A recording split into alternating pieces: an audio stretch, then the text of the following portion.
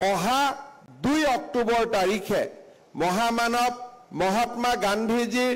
যিদিনাখন আমি সকলোৱে তেখেতৰ পবিত্ৰ স্মৃতিক আমি মনত পেলাম সেই দিনাখন আমি ৰাজ্যত 1 কোটি গছপুলি একেদিনাই দিনৰ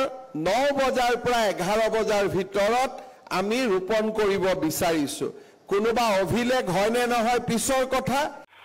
Hello guys, namaskar. খবৰ ভালনে? আমাৰ হিমন্ত ছাৰে বোলে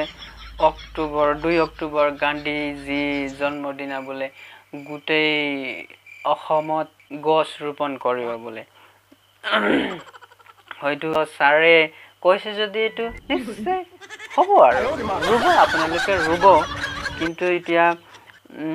2 অক্টোবৰ অলপ সময় আছে তেতিয়ালৈকে আপোনালোকে নিজৰ ঘৰত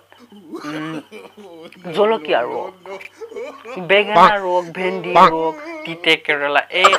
কেৰেলা এইবোৰ ৰোক কাৰণ এতিয়া অসমত বহুত মূল্য বৃদ্ধি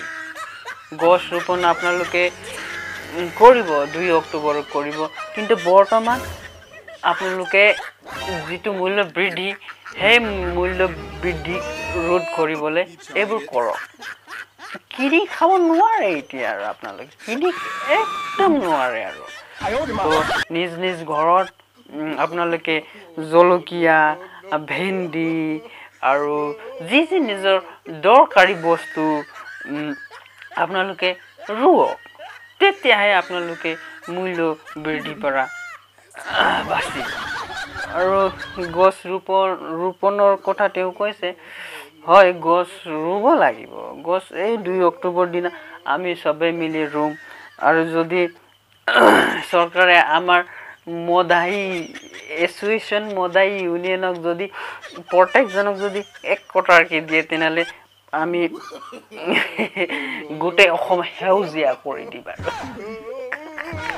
চৰকাৰ কিন্তু